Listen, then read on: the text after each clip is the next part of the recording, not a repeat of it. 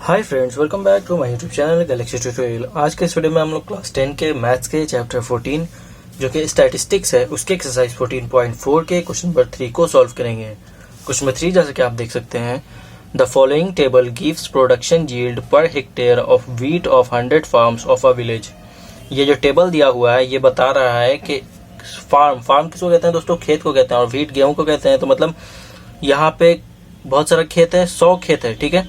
तो उसमें 1 हेक्टेयर में कितना गेहूं उगता है, ठीक है। 1 हेक्टेयर, हेक्टेयर क्या है? जमीन का एरिया होता है, ठीक है। जैसे कट्ठा होता है, जैसे बीघा होता है, उसी तरह हेक्टेयर भी होता है। तो जमीन का एरिया है, उतने एरिया में कितना गेहूं उगता है? 50 से 55 किलो कितने खेत में? 2 खेत में।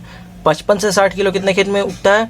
8 खेत में, ठीक है। 60 से 65 किलो कितने खेत में उगता है? 12 खेत में। इसी तरह बहुत सारा दिया हुआ है कि 1 हेक्टेयर में, ठीक है, कितने एरिया में दोस्तों? 1 हेक्टेयर में 50 से 55 किलो उगता है कितने खेत में? 2 खेत में। और 55 से 60 किलो उगता है कितने खेत में? 8 खेत में। इसी तरह सब दिया हुआ है। तो यहाँ पे लिखा आपको change the distribution to a more than type distribution and draw its ogive. देखिए यहाँ पे आपको सिंपल है, यहाँ पे मोर देन टाइप ग्राफ बनाना है, ठीक है। अभी 2 ऊपर बनाए थे हम लोग, लेस देन टाइप ग्राफ बनाए थे। अब हम क्या बनाएंगे? मोर देन टाइप ग्राफ। अब मोर देन टाइप ग्राफ कैसे बनता है? तो देखिए बहुत ही आसान है मोर देन टाइप ग्राफ बनाना। जैसे सिंपल पहला वाला बनाए थे ना, उसी तरह ये भी बनेगा। बस उसमें लेस देन टाइप बनाए थे, इसमें मोर देन टाइप बनाएंगे। और इसको बनाना बहुत ही ईजी है। चलिए हम लोग इसको ग्राफ पे ही बना के देखते हैं। अब हम लोग जानते हैं दोस्तों, ये ग्राफ कभी भी बनता है तो कोऑर्डिनेट से बनता है ना, एक्स और वाई कोऑर्डिनेट से बनता है।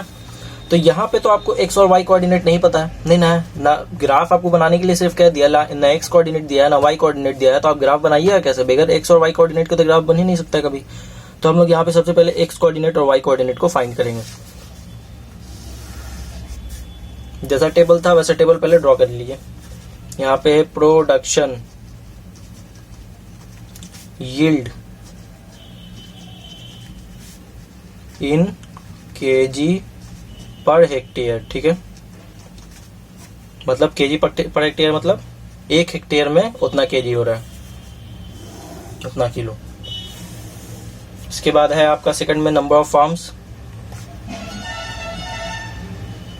ठीक है। यहाँ पे जो भी क्लास साइज है वो लिख दीजिए। 50 to 55 है, फिर 55 to 60 है आपका, फिर 60 to 65 है, फिर है आपका 65 to 70, फिर है आपका 70 to 75 और लास्ट है आपका दोस्तों 75 to 80। ये सब क्लास साइज दिया हुआ है। उसके बाद आपका है नंबर ऑफ फार्म्स 2, 8, 12, 24, 38, 16। हम लोगों को चाहिए एक्स और वाई का वैल्यू, है ना। तो देखिए जब लेस देन टाइप वाला टेबल हम बना रहे थे तो उसमें जो अपर लिमिट था वो हमारा एक्स का वैल्यू हो गया था ना। याद कीजिए, जब हम लेस देन टाइप टेबल बना रहे थे तो अपर लिमिट ये जो 55, 60, 65 ये सब जो है एक्स का वैल्यू था। तो जाहिर सी बात है ये उल्टा है, हम लोग मोर देन टाइप बना रहे हैं। तो इसमें लोअर लिमिट जो होगा ना वो एक्स का वैल्यू हो जाएगा। तो यहाँ पे सिंपली लिख लीजिए एक्स लोअर लिमिट जो होगा वो हमारा एक्स का वैल्यू होगा, ठीक है। और लोअर लिमिट इसमें है कौन कौन सा? 50 है, 55 है, 60 है, 65 है, 70 है, 75 है। चलिए एकदम इजी वे में आपका एक्स का वैल्यू आ गया। अब बचा आपको वाई का वैल्यू भी चाहिए। तो वाई का वैल्यू हम लोग पहले भी फाइंड कर चुके हैं, अभी भी फाइंड करेंगे। वाई का वैल्यू हम लोग किसको कहते हैं? क्यूमुलेटिव फ्रीक्वेंसी को। क्यूमुलेटिव फ्रीक्वेंसी देखिए, अब हम लोग जब लेस देन टाइप टेबल बना रहे थे तो उसमें भी क्यूमुलेटिव फ्रीक्वेंसी फाइंड किए थे, लेकिन वो जो क्यूमुलेटिव फ्रीक्वेंसी फाइंड किए थे वो दूसरे तरह से फाइंड किए थे। इसमें दूसरे तरीके से फाइंड करेंगे। देखिए क्यूमुलेटिव फ्रीक्वेंसी हमेशा फ्रीक्वेंसी से आता है। ये हमारा सेकंड वाला रो जो है फ्रीक्वेंसी का। अब क्यूमुलेटिव फ्रीक्वेंसी के लिए हम लोग क्या करेंगे? पहले तो करते थे हम लोग जो फर्स्ट टर्म है वही फर्स्ट टर्म लिख देते थे क्यूमुलेटिव फ्रीक्वेंसी का। जो फ्रीक्वेंसी का फर्स्ट टर्म है वही क्यूमुलेटिव फ्रीक्वेंसी का फर्स्ट टर्म होता था। लेकिन यहाँ पे ऐसा नहीं होगा। यहाँ पे क्या होगा? सबसे पहले हम लोग फ्रीक्वेंसी का टोटल सम करेंगे। ये जो फ्रीक्वेंसी दिया हुआ है ना, इस सबको जोड़ेंगे। सबको जोड़िएगा ना दोस्तों, तो समेशन ऑफ एफ मतलब टोटल फ्रीक्वेंसी आपका आएगा 100, ठीक है। फ्रीक्वेंसी का सम कितना आ जाएगा? 100। और अब ये जो 100 आया ना, ये क्यूमुलेटिव फ्रीक्वेंसी का फर्स्ट टर्म होगा। देखिए पहले दूसरा केस था। पहले हम ऐसा करते थे, जब लेस देन टाइप टेबल हम बना रहे थे तो फ्रीक्वेंसी का फर्स्ट टर्म और क्यूमुलेटिव फ्रीक्वेंसी का फर्स्ट टर्म सेम था। लेकिन यहाँ पे दूसरा केस है, यहाँ पे जो है मोर देन टाइप हम टेबल बना रहे हैं। तो इसमें जो है रूल होता है कि जो फ्रीक्वेंसी का सम है ना वो क्यूमुलेटिव फ्रीक्वेंसी का फर्स्ट टर्म होगा। ठीक है, तो अब आपको उम्मीद है क्लियर हो गया होगा। अब आगे हम बनाते हैं। अब सेकंड टर्म इसका कैसे आएगा, तो सेकंड टर्म आएगा 100 में से 2 घटा दीजिए, 100 में से 2 घटा दीजिए, कितना आएगा 98। तो ये सेकंड टर्म हो गया क्यूमुलेटिव फ्रीक्वेंसी का। ठीक है, फिर थर्ड टर्म कैसे आएगा, थर्ड टर्म कैसे आएगा, तो 98 में से 8 को घटा दीजिए तो 90 हो जाएगा। फिर 90 में से 12 को घटा दीजिए, कितना हो जाएगा 78 हो जाएगा। फिर 78 में से 24 को घटा दीजिए तो आपको आएगा 54। ठीक है, अब लास्ट में आपका 54 में से 38 को घटा दीजिए, 54 में से 38 को घटाइएगा आप तो आएगा आपका 14 में से 8 गया 6 बचा और 4 में से 3 1 16। देखिए अब ये वाला नंबर और ये वाला नंबर इक्वल आ गया ना, इसका लास्ट टर्म इसका लास्ट टर्म इक्वल आ गया, मतलब यहीं पे एंड कर देना है आपको, इसके आगे नहीं जाना। तो ये हमारा y का वैल्यू आ गया, ये हमारा x का वैल्यू आ गया। अब जब x और y का वैल्यू आपको पता चल गया तो आप ग्राफ ड्रॉ कर सकते हैं। यहाँ पे सबसे पहले लिख लीजिए कोऑर्डिनेट्स, ये सब क्या आ गया कोऑर्डिनेट्स, और कोऑर्डिनेट हम लिखते कैसे हैं x, y के फॉर्म में, है ना। तो ये कितना कितना आ गया, x पहले लिखेंगे y बाद में लिखेंगे। x यहाँ पे हमारा कितना है 50 है, इसके लिए y 100, 50, 100 हो गया। उसी तरह 55, 98, ठीक है, उसी तरह 60, 90, उसी तरह 65, 78, ठीक है, उसी तरह 70, 54 और लास्ट में आपका 75, 16 हो गया, कंप्लीट आ गया आपका। अब ये जो कोऑर्डिनेट आया है इसको हम ग्राफ पे शो करेंगे। तो चलिए ग्राफ हम लोग ड्रॉ कर लेते हैं। देखिए यहाँ पे ग्राफ ड्रॉ करने के लिए मैं पेन का यूज़ कर रहा हूँ, लेकिन आप ऐसा बिल्कुल नहीं कर सकते हैं। क्यों? क्योंकि पेन का अलाउ करना यूज़ करना ग्राफ में बिल्कुल भी अलाउड नहीं है। लेकिन आप बोलिएगा आप क्यों यूज़ कर रहे हैं, क्योंकि मैं इसलिए यूज़ कर रहा हूँ क्योंकि पेंसिल से जो बनाते हैं ना दोस्तों, तो यहाँ पे जो लाइट पड़ता है तो उससे सही से दिखता नहीं है। और मैं बना क्यों रहा हूँ, सिर्फ आपको समझाने के लिए। मैं कोई एग्जाम थोड़ी दे रहा हूँ, मैं तो सिर्फ आपको समझाने के लिए बना रहा हूँ। तो मैं वही चीज़ का यूज़ करूँगा जिससे आपको सबसे अच्छे से समझ में आए। तो यहाँ पे मैं पेन का यूज़ कर रहा हूँ। आप स्कूल में ना एग्ज़ाम में कहीं पे भी आप पेन का यूज़ नहीं कर सकते हैं। खैर यहाँ पे समझिए इसको बढ़िया से। ये हमारा ओरिजिन होता है, ठीक है। ये जो लेफ्ट से राइट जा रहा है ये हमारा एक्स एक्सिस होता है, ठीक है। ये जो नीचे से ऊपर जा रहा है ये हमारा वाई एक्सिस होता है, ठीक है। अब ऊपर वाई एक्सिस है तो नीचे क्या हो जाएगा, सबसे नीचे क्या होगा, नेगेटिव वाई या फिर वाई डैश, इसी को कहते हैं हम लोग माइनस वाई लिखिए या वाई डैश। उसी तरह अगर राइट में एक्स है तो लेफ्ट में क्या हो जाएगा, माइनस एक्स या फिर एक्स डैश, दोनों में से कुछ भी लिख सकते हैं, सही है। अब हम लोग यहाँ पे नंबर लेंगे। तो नंबर यहाँ देखिए एक्स एक्सिस में कौन सा है, 50 है, 55 है, 60 है, 65 है, 70, 75, यही सब है ना नंबर। तो यहाँ पे आप किससे स्टार्ट कीजिए, तो चलिए हम लोग 50 से स्टार्ट करते हैं। कितने से स्टार्ट करेंगे, 50 से। 50 है, 55 है, फिर आपका 60 है, फिर आपका 65 है, फिर आपका है 70 और लास्ट है आपका 75, यही ना है दोस्तों। अब देखिए सब में 5-5 का गैप है ना, 50 और 55 में 5 का गैप है, 55 और 60 में भी 5 का गैप है, फिर 60 में और 65 में भी 5 का गैप है, सब में 5-5 का गैप है। लेकिन यहाँ पे देखिए यहाँ पे आपका गैप बहुत ज्यादा है, 0 और 50 में 50 का गैप है ना, 5 का नहीं 50 का गैप है, यहाँ पे सबसे ज्यादा गैप है।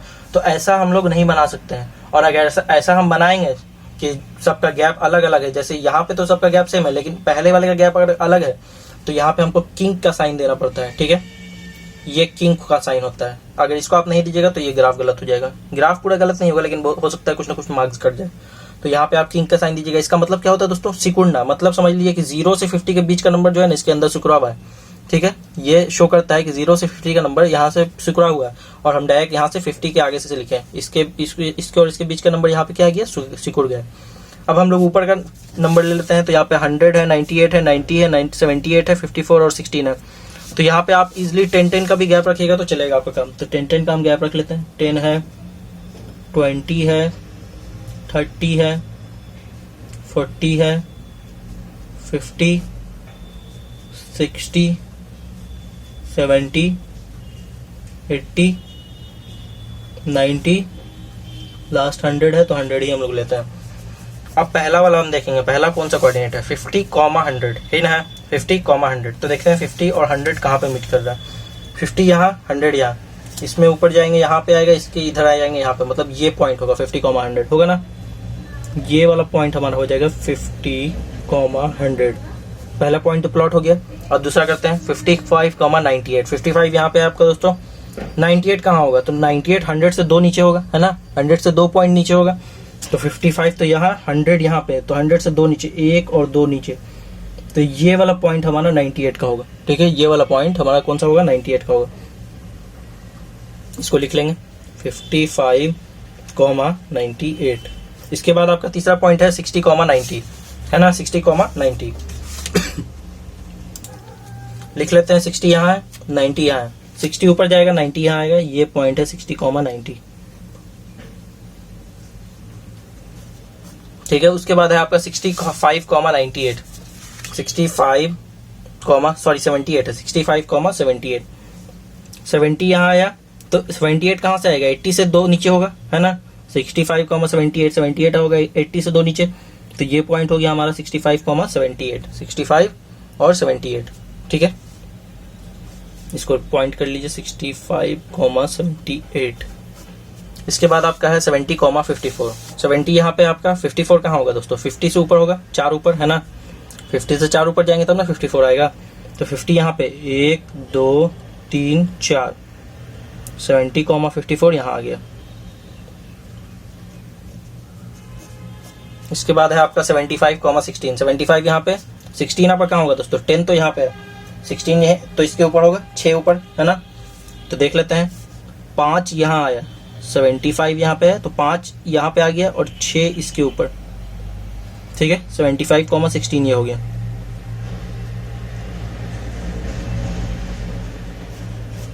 अब ये जो पॉइंट्स आ गया, अब इस पॉइंट को हम लोग मिला लेंगे। अब मिला सकते हैं, यहाँ पे मैं पेंसिल से ही मिला देता हूँ, चलिए मिला देते हैं इसको फ्री हैंड से मिलाया जाता है। फ्री हैंड मतलब स्केल से नहीं रखेंगे, ऐसे ही धीरे धीरे करके मिला देंगे। ठीक है,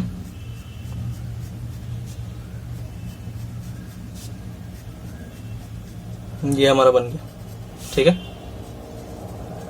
अब यहाँ क्लियर देखिए, ये जो है लाइन जो आ रहा है, वो जीव जो आ रहा है, ये ऊपर से नीचे जा रहा है ना, और लेस देन टाइप में क्या जाता था, नीचे से ऊपर जाता था, तो ये हमारा मोर देन टाइप बना, तो ऊपर से नीचे है, मैंने पहले भी आपको बताया था। अब यहाँ पे कुछ कुछ शर्त है, इसको लिख लेंगे हम लोग।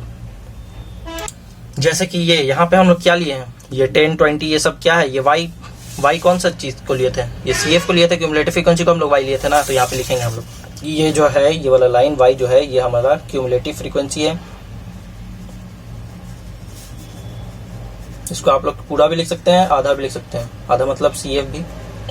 ठीक है, इसके बाद आपका एक्स एक्सिस आप किसको लिए हैं, तो एक्स एक्सिस लिए हैं आप लोअर लिमिट ऑफ क्लास, है ना, क्लास साइज का लोअर लिमिट को आप लिए थे, इस क्लास का लोअर लिमिट को लिए थे ना, तो यहाँ पे लिख लीजिए लोअर लिमिट ऑफ क्लास। ये हमारा एक्स एक्सिस जो जा रहा है, ये हमारा कौन सा है, ये क्लास साइज का लोअर लिमिट है, तो यहाँ पे लिखा गया लोअर लिमिट ऑफ क्लास।